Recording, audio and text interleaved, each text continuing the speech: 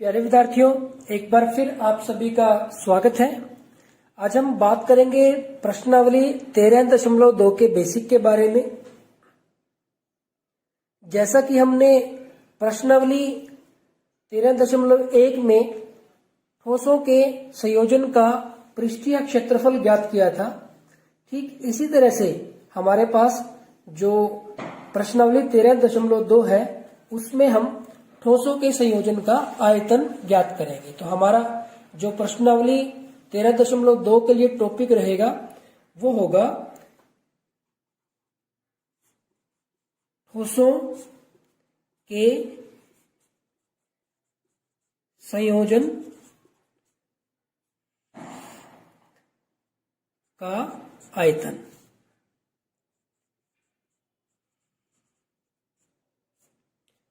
तो प्यारे बच्चों, हम प्रश्नावली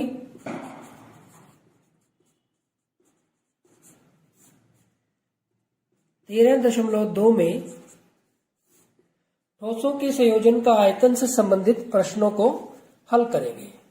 तो जैसे प्रश्नावली 13.1 में हमने ठोसों के संयोजन का पृष्ठीय क्षेत्रफल निकाला था, ठीक उसी तरह से हमारे पास यहाँ पे हम ठोसों के संयोजन का आयतन ज्ञात करेंगे।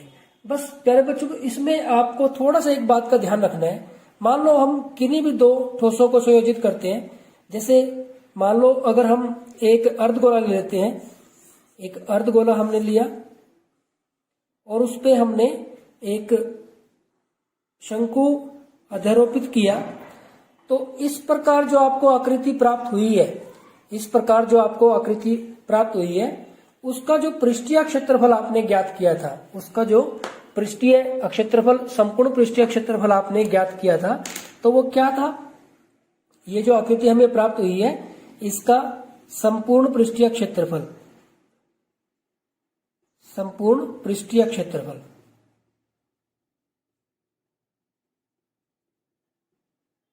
ये हमारे पास क्या किया था? हमने निकाला था कि जो इसमें शंक्वाकार भाग है, यानी कि हमने शंकु का वक्र पृष्ठीय क्षेत्रफल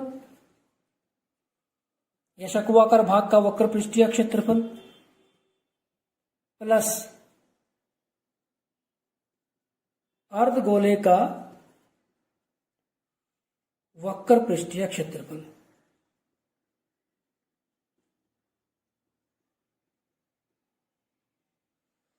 तो यहां से दोनों के वक्र पृष्ठीय क्षेत्रफल को जोड़ने से जो ये हमें आकृति प्राप्त हुई है, इसका हमें संपूर्ण पृष्ठीय क्षेत्रफल प्राप्त हुआ था। तो प्यारे बच्चों, यहां आप ध्यान रखोगे कि निकाल तो हम संपूर्ण पृष्ठीय क्षेत्रफल रहे थे, लेकिन यूज हुआ फॉर्मूला, दोनों जो पार्ट्स है, दोनों पार्ट्स शंकु और अर्धगोला है, जो उनका वक्र पृष्ठीय क्षेत्रफल यूज हुआ, सूत्र यूज हुआ वक्र पृष्ठीय क्षेत्रफल के लिए का, और दोनों का हमने जोड़ किया। क्योंकि जब हम दो आकृतियों का संयोजन करते हैं तो उनके संयोजन से जो नई आकृति प्राप्त हुई, अब आप देखेंगे इस गोले का जो ये था अर्धगोले का, जो ये वृत्तीय भाग था और जो ये शंकु था, इसका जो आधार था, जब नई आकृति प्राप्त हुई तो ये गायब हो गया, ये नहीं रहा। यानी कि कुछ हिस्सा है जो वो लुप्त हो जाता है।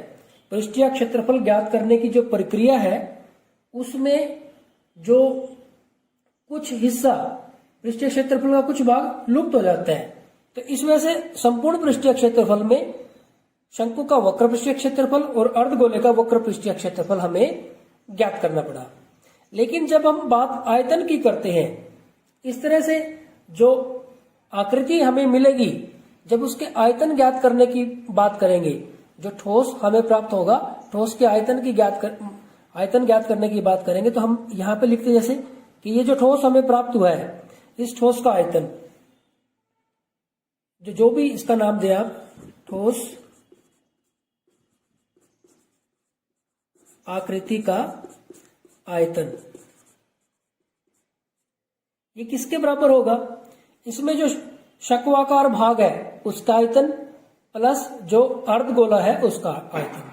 तो आप लिख सकते हैं कि ये बराबर होगा कि शंकु का आयतन प्लस अर्धगोले का आयतन। तो प्यारे बच्चों यहां से तो ये हमारे पास जो प्रश्नावली होगी वो और भी ज्यादा आसान होगी, क्योंकि इसमें तो हमें सोचना ही नहीं है, क्योंकि संपूर्ण पृष्ठीय क्षेत्रफल के बारे में तो हमें सोचना पड़ता है, क्योंकि उसमें कुछ भाग जब हम ठोसों का संयोजन करते हैं तो उसमें कुछ भाग है जो विलुप्त हो जाता है, गायब हो जाता है, क्योंकि जब उनको संयोजित करेंगे तो कुछ भाग उसमें से हमें नहीं दिखेगा, विलुप्त हो जाएगा।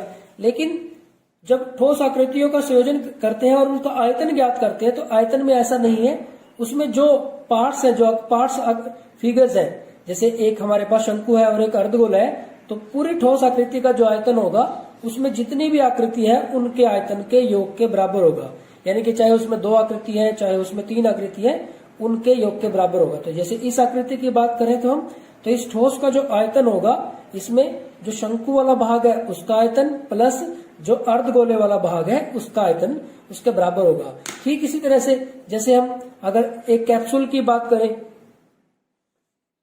जैसे हमारे पास प्रश्नावली हमारे पास 13.1 में भी आया था कि हमारे पास एक कैप्सूल है, तो यहां से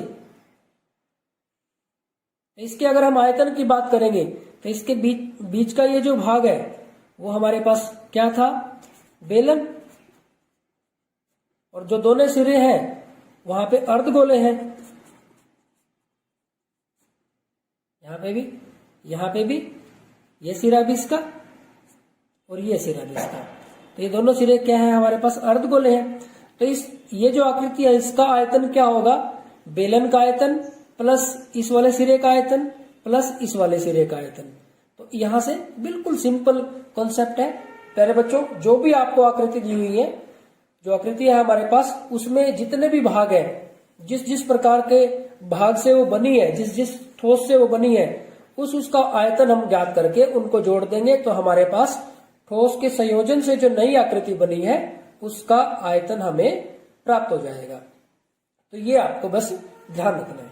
अगर क्वेश्चन नंबर 1 की हम बात करें तो इसमें कहा गया है कि एक ठोस एक अर्धगोले पर खड़े एक शंकु के आकार का है। एक ठोस एक अर्धगोले पर खड़े एक शंकु के आकार का है। अर्धगोले पर एक शंकु बना हुआ है जिसकी त्रिज्याएं 1 सेंटीमीटर और शंकु की ऊंचाई उसकी त्रिज्या के बराबर है। दोनों की त्रिज्याएं कितनी है, 1 सेंटीमीटर है, यानी कि जो अर्धगोला है उसकी त्रिज्या और शंकु के आधार की त्रिज्या 1 सेंटीमीटर है, और शंकु की ऊंचाई उसकी त्रिज्या के बराबर है, तो शंकु की ऊंचाई भी उसकी त्रिज्या के बराबर है। इस ठोस का आयतन पाई के पदों में ज्ञात कीजिए। ये जो ठोस हमें प्राप्त होगा उसका जो आयतन है हमें पाई के पदों में ज्ञात करना है। तो प्यारे बच्चों बिल्कुल जैसे हमने अपने बेसिक वीडियो में बनाई थी आकृति, वैसी ही आकृति है हमारे पास प्रश्न संख्या 1 में है। तो अगर हम इसको देखें तो यहाँ पे क्या कहा गया है कि एक ठोस एक अर्धगोले पर खड़े एक शंकु के आकार का है। एक जो ठोस है वो एक अर्धगोले पर, तो हम एक अर्धगोला बनाते हैं, ये हमारे पास एक अर्धगोला हो गया, इस पर खड़े एक शंकु के आकार का है। तो ऐसा एक ठोस है और इसमें बताया गया है जिसकी त्रिज्याएं, यानी कि ये जो त्रिज्या है वो 1 सेंटीमीटर है, यहां से यहां तक कह लो या यहां से यहां तक कह लो, तो ये जो त्रिज्या है वो 1 सेंटीमीटर है। त्रिज्या हमारे पास 1 सेंटीमीटर है। और जो ये शंकु है हमारे पास, शंकु की ऊंचाई और त्रिज्या बराबर है, तो शंकु की त्रिज्या 1 सेंटीमीटर है तो शंकु की ऊंचाई भी 1 सेंटीमीटर होगी। इस ठोस का आयतन पाई के पदों में ज्ञात कीजिए। तो बिल्कुल आसान क्वेश्चन है प्यारे बच्चों। हमारे पास दिया हुआ है कि अर्धगोले की जो त्रिज्या है और जो शंकु की त्रिज्या है, शंकु की त्रिज्या ये दोनों ही बराबर है। दोनों को हम क्या लिखते हैं, आर। ये कितनी दी हुई है, 1 सेंटीमीटर। और दूसरी बात, जो शंकु की ऊंचाई है, शंकु की ऊंचाई वो त्रिज्या के बराबर है। शंकु की ऊंचाई त्रिज्या के बराबर है, यानी कि वो भी कितनी है, 1 सेंटीमीटर है। तो प्यारे बच्चों आप लिखना चाहो तो लिख सकते हो कि अर्ध, ऐसा भी लिख सकते हैं कि अर्ध गोलाकार भाग की त्रिज्या या शंक्वाकार भाग की त्रिज्या। तो कॉन्सेप्ट क्लियर है, क्योंकि यहाँ पे ऐसे लिखा हुआ है कि अर्धगोले पर खड़ा है कि शंकु के आकार का है। तो अब यहां से हमारे पास हमें क्या करना है, ठोस का आयतन ज्ञात करना है, तो हम लिखेंगे कि ठोस का आयतन, जो ठोस हो है उसका आयतन क्या होगा, बराबर है। ठोस का आयतन किसके बराबर होगा, हम लिख देंगे कि अर्ध गोलाकार भाग का आयतन प्लस दूसरा क्या है हमारा, शंक्वाकार भाग का आयतन, तो ये उस ठोस के आयतन के बराबर हो जाएगा।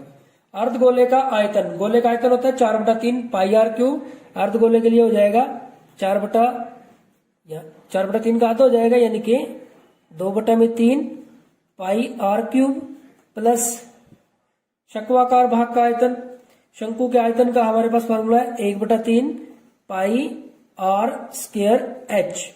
तो ये जो फॉर्मूला है इसमें हम अब वैल्यू पुट कर देंगे। तो जब यहाँ पे अब देखिए पाई में ही निकालना है, तो पाई को तो रहने देते हैं क्योंकि पाई के पदों में हमें ज्ञात करना है, तो पाई की जगह पे 22/7 इसमें आप नहीं लिखेंगे। तो यहां से आप देखें कि इसमें से जो कुछ कॉमन आ रहा है उसको कॉमन भी निकाल सकते हैं। देखिए यहां पे कर लेते हैं, बटे में 3 दोनों में कॉमन है, पाई भी दोनों में कॉमन है, और आर क्यूब है और आर स्क्वायर है, तो आर, अब देखो 1/3 बाहर चला जाएगा, दोनों में बटे में 3, पाई भी बाहर आ गया और आर स्क्वायर भी बाहर आ गया। अंदर यहां तो बचा 2 बचा, 1/3 तो बाहर चला गया, पाई भी बाहर चला गया, आर स्क्वायर बाहर चला गया, तो आर रह गया, प्लस 1/3 बाहर चला गया, पाई आर स्क्वायर बाहर चला गया, तो यहाँ पे एच रह गया। तो ये 1/3 पाई आर स्क्वायर, आर का मान है हमारे पास 1, तो 1 गुना में 1 और अंदर लिखेंगे 2 गुना में 1, आर का मान 1 है और प्लस एच, एच भी हमारे पास 1 है, तो 1/3 पाई गुना में 1 गुना में 1 गुना में 2 एकम 2, 2 और 1 3 हो जाएगा हमारे पास। तो ये 3 भी इसके साथ कैंसिल हो जाएगा, तो हमारे पास आ जाएगा पाई, आंसर आ गया। तो आयतन निकाल रहे हैं हम, तो यहाँ पे सेंटीमीटर क्यूब लिख। विद्यार्थियों देखते हैं प्रश्नावली 13.2 का प्रश्न संख्या 2। इसमें कहा गया है कि एक इंजीनियरिंग के विद्यार्थी रचेल से, यानी कि जो इंजीनियरिंग का विद्यार्थी है रचेल उसका नाम है, से एक पतली एल्यूमिनियम की शीट का प्रयोग करते हुए एक मॉडल बनाने को कहा गया है जो एक ऐसे बेलन के आकार का हो जिसके दोनों सिरों पर 2 शंकु जुड़े हुए हों। तो प्यारे बच्चों हमें क्या करना है, या रचेल को क्या कहा गया है कि किस तरह का मॉडल बनाना है कि उसमें वो बेलन के आकार का हो जिसके दोनों सिरों पर शंकु जुड़े हों। इस मॉडल का व्यास 3 सेंटीमीटर है तथा इसकी लंबाई 12 सेंटीमीटर है। तो इसका जो व्यास है मॉडल का वो 3 सेंटीमीटर है और इसकी जो लंबाई है वो कितनी है, 12 सेंटीमीटर है। तो प्यारे बच्चों आगे बढ़ते हैं। यदि प्रत्येक शंकु की ऊंचाई 2 सेंटीमीटर हो तो रचेल द्वारा बनाए गए मॉडल में अंतर्विष्ट हवा का आयतन ज्ञात कीजिए। तो हमें क्या करना है, जो मॉडल है उसमें जो हवा का आयतन है वो ज्ञात करना है। तो प्यारे बच्चों यहाँ पे बताया गया है, यह मान लीजिए कि मॉडल की आंतरिक और बाहरी विमाएं लगभग बराबर है।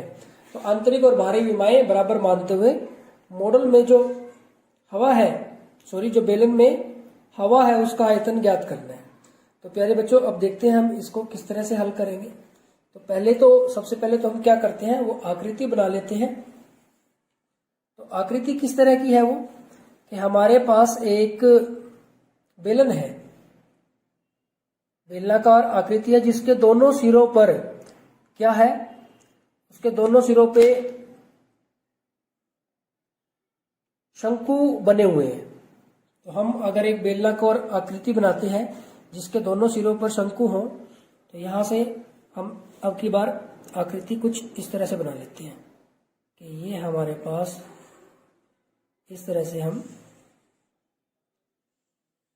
एक बेलन बना लेते हैं जिसके दोनों सिरों पर शंकु के आकार की आकृति है। तो इस तरह से हमारे पास वो आकृति है। इसको थोड़ा सा और इधर कर दें, तो इस तरह से हमारे पास ये आकृति है। अब प्यारे बच्चों इसमें क्या कहा गया है कि जो मॉडल का व्यास है, जो व्यास है, यहाँ पे हम इस वृत्तीय भाग को का केंद्र मान लेते हैं। तो जो व्यास है वो 3 सेंटीमीटर है, यानी कि ये 3 सेंटीमीटर है। तो त्रिज्या हमारे पास कितनी आ जाएगी, ये जो टोटल लंबाई है वो 3 सेंटीमीटर है। यहाँ हम लिख देते हैं 3 सेंटीमीटर। तो त्रिज्या हमारे पास इसकी आधी आ जाएगी। और क्या बताया गया है कि इसकी कुल लंबाई है, जो इसकी जो यहां से लेके और यहां तक जो इसकी कुल लंबाई है वो कितनी है, 12 सेंटीमीटर है। तो और क्या बताया गया है कि जो शंकु है, शंकु की जो ऊंचाई है वो कितनी है, 2 सेंटीमीटर है। यानी कि ये जो ऊंचाई है ये भी बता दी गई है हमें कि ये 2 सेंटीमीटर है, या ये कह लो कि ये भी हमारे पास 2 सेंटीमीटर है। तो हमें क्या करना है कि इसमें जो मॉडल में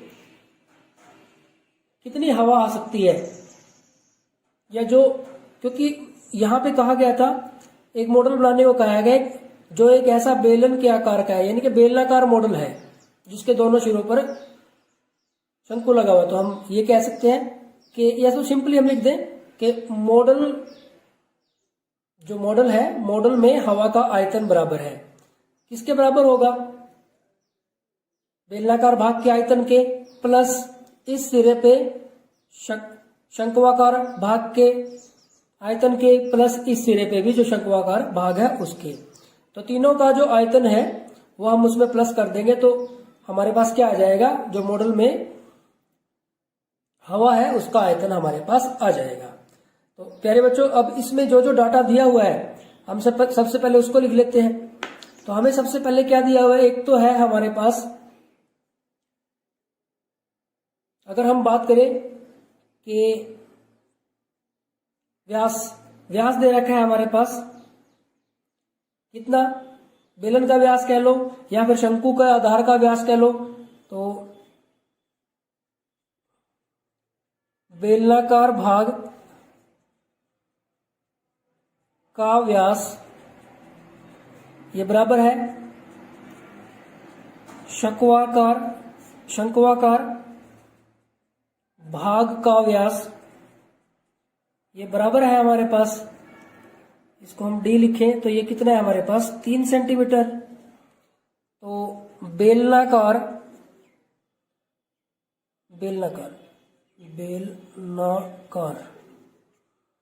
भाग की त्रिज्या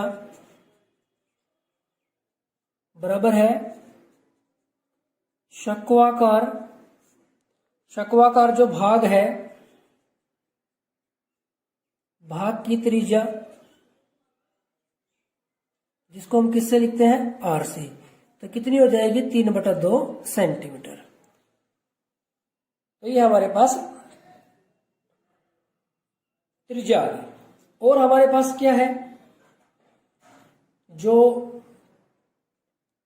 बेलनाकार भाग है उसकी ऊंचाई दे रखी है हमारे पास, क्या दे रखा है कि जो हमें कुल लंबाई दे रखी है, और क्या दे रखा है, जो शंक्वाकार है, जो शंकु है उसकी ऊंचाई दे रखी है, शंकु की ऊंचाई दे रखी है। तो यहां पे लिखेंगे हम शंक्वाकार भाग की ऊंचाई, जिसको हम h मानते हैं। तो ये हमारे पास कितनी है, 2 सेंटीमीटर, h का पता चल गया। अब देखो मॉडल की कुल लंबाई कितनी है हमारे पास मॉडल की कुल लंबाई यह है हमारे पास 12 सेंटीमीटर। तो मॉडल की कुल लंबाई अगर हमारे पास 12 सेंटीमीटर है तो हम बेलन की लंबाई या ऊंचाई ज्ञात कर सकते हैं। बेलन की ऊंचाई यूज करते हैं हम, तो कितनी होगी प्यारे बच्चों, देखो 12 इसकी कुल लंबाई है हमारे पास ये। तो इधर से यहां तक 2 कम हो गया, 2 सेंटीमीटर, और यहां से यहां तक भी 2 सेंटीमीटर कम हो गया। तो 12 में से 2 इधर निकल गया और 2 इधर निकल गया, तो 4 निकल गया। 12 में से 2 और 2 दोनों साइड से निकल गया तो ये 8 सेंटीमीटर आ गया। तो बेलन की ऊंचाई को भी हम h मानते हैं। तो ये तो कंफ्यूजन होगा भी h और ये भी h और ये भी h, r तो दोनों की सेम है लेकिन h तो दोनों की सेम नहीं है। तो आप इसको h1 और h2 मान सकते हो या एक को स्मॉल h और एक को कैपिटल H मान सकते हो। तो यहाँ पे हम इसको h1 मान लेते हैं और इसको h2 मान लेते हैं। थोड़ा सा फर्क आपको दिखाना पड़ेगा। अब प्यारे बच्चों हमें क्या करना है, मॉडल में जो हवा का आयतन हमें ज्ञात करना है तो हम लिखेंगे कि मॉडल में हवा का आयतन किसके बराबर होगा प्यारे बच्चों, एक तो है बेलनाकार भाग का आयतन, बेलनाकार भाग का आयतन प्लस इस शंक्वाकार भाग का आयतन और इसका है, ये दो एक जैसे हैं, दोनों का आयतन तो बराबर होगा। तो यहां पे 2 गुना में शंक्वाकार भाग का आयतन। तो प्यारे बच्चों अब देखते हैं क्या बनेगा। बेलनाकार भाग का आयतन क्या, बेलन का आयतन पाई r स्क्वायर h। अब बेलन के लिए ऊंचाई को हमने क्या मानना है h1 प्लस शंकु का आयतन 1/3 पाई r स्क्वायर h। इसके लिए हमने क्या मानना है h2, लेकिन ये किससे गुना है 2 से, क्योंकि डबल है हमारे पास। अब देखो प्यारे बच्चों पाई दोनों में एक जैसा है और दोनों की त्रिज्या एक जैसी है तो r स्क्वायर एक जैसा है। अंदर से हमारे पास क्या आ गया, यहां से तो आ गया h1 और यहां से 2/3 और h2 ये आ गया हमारे पास। अब हम क्या करते हैं, इसमें मान रख देते हैं 22/7 गुना में r त्रिज्या 3/2 गुना में 3/2 गुना में ब्रैकेट के अंदर देखो h1 है हमारा 8 प्लस 2/3 गुना h2 है हमारे पास 2। यहां पे हमारे पास आ जाएगा 22/7 गुना में 22/7 गुना में 3/2 गुना में यहां पे भी 3/2 गुना में, यहां ब्रैकेट में लिखें तो देखो हमारे पास ये है 8 प्लस ये आ गया 2 दूनी 4, 4/3। यहां पे 22/7 गुना में 3/2 गुना में 3/2 गुना में, अब देखो जब इसका एलसीएम लेंगे तो नीचे तो आ जाएगा 3 और 3 8 24, 24 और 4 28, ये आ गया पहले बच्चों हमारे पास। अब हमें क्या करना है, इसको कैंसिल करना है जो भी होता है जिसके साथ भी।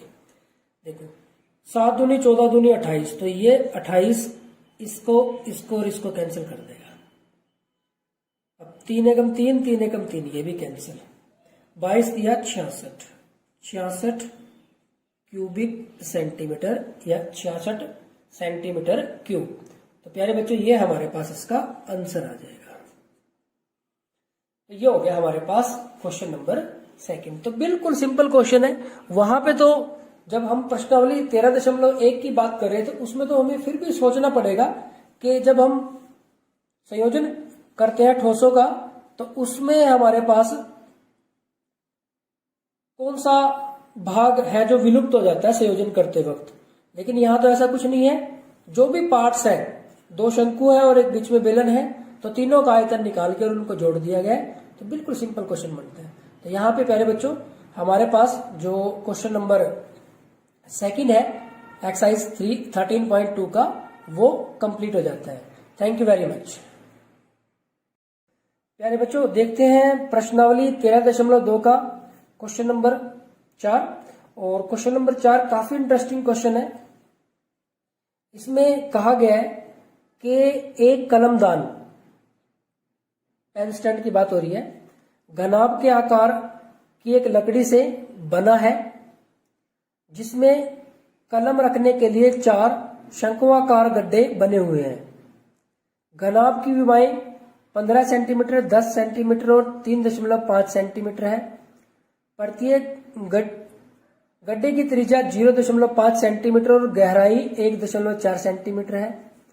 पूरे कमलदान में लकड़ी का आयतन ज्ञात कीजिए। देखिए आकृति 13.16 है। तो ये हमारे पास आकृति है। तो प्यारे बच्चों, ये हमारे पास वो पेन स्टैंड है, वो कलम दान है जिसका हमें आयतन निकालना है। अब इसमें जो कलम दान है इसमें क्या है, 4 गड्ढे हैं और वो गड्ढे कैसे हैं, शंकु के आकार के हैं, शंक्वाकार गड्ढे हैं। जैसे कि ये देखो पेन जो इसमें रखा गया है शंक्वाकार रखा गया, तो शंकु के आकार के गड्ढे हैं इसमें। और ये जो कलमदान है वो कैसा है, घनाभ के आकार का है। इसकी लंबाई, चौड़ाई और ऊंचाई भी हमें दे रखी है। प्रत्येक गड्ढे की त्रिज्या भी दे रखी है और गहराई यानी कि ऊंचाई भी दे रखी है। तो पूरे कलमदान में लकड़ी का आयतन ज्ञात कीजिए। तो हमें क्या करना है, पूरे कलमदान में लकड़ी का आयतन ज्ञात करना है। तो प्यारे बच्चों, क्वेश्चन को करने की एक अप्रोच ये भी होती है कि हम ये लिख लें कि हमें करना क्या है। हमने सबसे पहले देखो यहीं से स्टार्ट किया, हम इसको यहीं से स्टार्ट करते हैं कि हमें करना क्या है। हमें निकालना है क्या, पूरे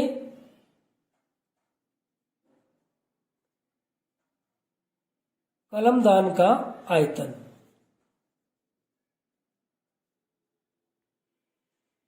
तो पूरे कलमदान का आयतन क्या होगा, कैसा है वो, घनाभ आकार का है। तो हम क्या लिखेंगे इसमें, जो घनाभ आकार भाग है का आयतन, लेकिन अब की बार जुड़ा नहीं है इसके अंदर, इसमें से कम हो गए, गड्ढे बना दिए, यानी कि इसमें से निकाल लिया, इसमें से माइनस होएगा। क्या, गड्ढे कैसे हैं, शंक्वाकार। तो हम लिखेंगे शंक्वाकार भाग का आयतन। लेकिन ये जो शंक्वाकार है ये तो 4 गड्ढे हैं, तो 4 से गुना कर देंगे, 4 का पता चल जाएगा।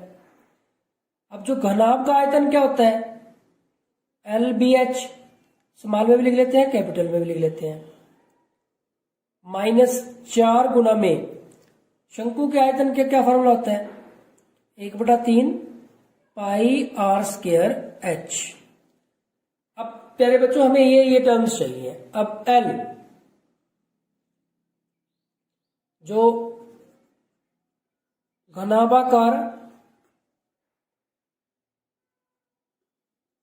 कलमदान की लंबाई, जिसको हम L से लिखेंगे, वो कितनी है, 15 सेंटीमीटर है। इसी तरह से घनाभाकार कलमदान की चौड़ाई भी जिससे लिखेंगे वो कितनी है, 10 सेंटीमीटर। और इसी तरह से घनाभाकार कलमदान की ऊंचाई h वो कितनी है, 3.5 सेंटीमीटर। और क्या है प्यारे बच्चों, जो शंक्वाकार भाग है,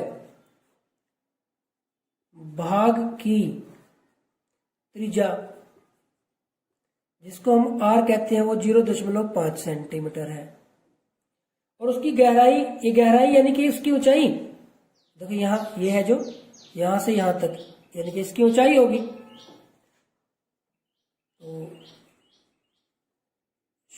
शंक्वाकार भाग की गहराई या फिर ऊंचाई h, ये है हमारे पास 1.4 सेंटीमीटर। तो प्यारे बच्चों आप देखेंगे इसकी हर एक पार्ट हमारे पास उपलब्ध हो गया। इसमें अब आप मान रख दें, L 15 गुना B 10 गुना में H 3.5 -4 गुना में 1/3 गुना 22/7 R हमारे पास है 0.5 गुना में 0.5 और गुना में h का मान है 1.4। तो प्यारे बच्चों, अब इसको देखो, हम हल करने के लिए क्या करते हैं, यहाँ पे तो हम 10 लगा लेते हैं, दशमलव हटा देते हैं। यहाँ पे भी हम 10 लगाते हैं, दशमलव हटा दिया, यहाँ पे भी 10 लगाया, दशमलव हटा दिया, और यहाँ पे भी 10 लगाया, दशमलव हटा दिया। अब सारे दशमलव हमने हटा दिए। अब 5 दिया 15, वैसे भी इसके तो काटने की जरूरत नहीं, 10 के साथ 10 ही कट जाएगा, ये 15 ही जाएगा भाई हमारे पास। तो 15 की और 35 की हमें गुना कर रही है यहाँ से। तो अब यहाँ से देखो, 7 एकम 7, 7 दूनी 14, ये कट गया हमारे पास। और हम कुछ कैंसिल करना चाहे, चलो 5 एकम 5, 5 दूनी 10, ये 2 इसके साथ कैंसिल हो गया। 5 एकम 5, 5 दूनी 10, ये 2 इसके साथ कैंसिल करके 2 रहने देते हैं। अब इसको 5 को कैंसिल करोगे आप, 5 कैंसिल नहीं होने का, 2 पे तो हो जाएगा लेकिन 5 पे नहीं होने का, तो इसको ऐसे ही रहने देते हैं। एक के बाद हम दशमलव लगा देंगे, वो ज्यादा ठीक रहेगा बल्कि हमारे लिए। तो अब यहां से देखो, 15 है और हमारे पास 35 है। 15 पंजे 75 का 5 हासिल 7, 15 दिए 45 और 7 52 हो जाएंगे हमारे पास। तो ये हमारे पास आ गया 525 माइनस, देखो यहां से तो हमारे पास बटे में तो कितना बचेगा, ये 3 ही बचेगा, और तो कुछ नहीं है, नहीं, और एक 10 है, ये तो 3 है और 10 है। ऊपर हमारे पास कौन कौन है, ऊपर अगर हम बात करें तो एक तो ये 2 बचा हुआ है, और एक है हमारे पास यहाँ पे 22, तो 2 और 22 बचा हुआ है। फिर तो अगर ये 3 भी बचा हुआ है, 10 भी बचा हुआ है, तो 2 को भी कैंसिल ही कर लेते हैं, यहाँ पे 5 रह जाएगा, ये 2 कट गया, तो ये हमारे पास आ गया 22 बटे में 15, 3 पंजे 15। तो अब हम इसको लिख सकते हैं कि 525 माइनस 15 एकम 15 दशमलव 7 बचे, 15 चौके 60, 10 बच गए, 15 छिके 90,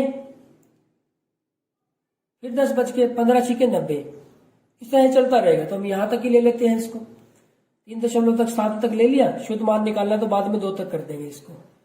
अब इसमें से एक माइनस करेंगे तो ये 524 रह जाएंगे, और ये और माइनस करेंगे तो यहां से हमारे पास 10 में से 6 हमारे पास 4 आ जाएगा, फिर 9 में से 6 3 आ जाएगा, फिर 9 में से 4 5 आ जाएगा दशमलव, और यहाँ पे हमारे पास ये 523 रह जाएंगे, या फिर सेंटीमीटर क्यूब, या फिर आप इसको लिख सकते हैं या 523 दशमलव, क्योंकि ये 2 के बाद जो अगला अंक है ये 5 से छोटा है, तो आप इसको 5-3 घन सेंटीमीटर या क्यूबिक सेंटीमीटर या सेंटीमीटर क्यूब भी लिख सकते हैं। तो ये भी आंसर आप लिख सकते हैं, लिखना चाहे तो ये आंसर लिखना चाहे तो ये भी आप लिख सकते हैं। तो प्यारे बच्चों, ये हो गया हमारे पास क्वेश्चन नंबर 4। तो काफी इंटरेस्टिंग क्वेश्चन था, काफी मजेदार क्वेश्चन था। आपकी अगर अंडरस्टैंडिंग ठीक है तो क्वेश्चन ऐसी कोई दिक्कत वाली बात नहीं है कि आपका क्वेश्चन सोल्व ना हो। तो कैलकुलेशन का आपको थोड़ा ध्यान रखना है। कई बार हमारे पास ऊंचाई, जैसे थर्ड क्वेश्चन में था कि ऊंचाई का ध्यान रखेंगे कि शंकु के लिए ऊंचाई अलग हो सकती है और बेलन के लिए ऊंचाई अलग हो सकती है। हालांकि यहाँ तो ऐसी कोई समस्या नहीं थी हमारे पास। अब देखो यहाँ पे ये जो h है और ये जो h है, क्योंकि इसका फॉर्मूला अलग तरह से है, इसका अलग तरह से है, तो यहाँ पे हमारे पास कंफ्यूजन नहीं था इस वजह से, क्योंकि आप इसका इसके लिए प्रयोग करोगे, इसका इसके लिए। लेकिन फिर भी अगर आपको थोड़ा डाउट रहता है तो आप इसको H1 कर लें और इसको H2 कर लें। तो यहाँ पे इसको कैपिटल LBH कर लें और इसको समान रहने दें। तो इस तरह से आप H1 और H2 भी कर सकते हैं। तो प्यारे बच्चों, यहाँ पे हमारे पास क्वेश्चन नंबर 4 कंप्लीट हो जाता है। Thank you very much.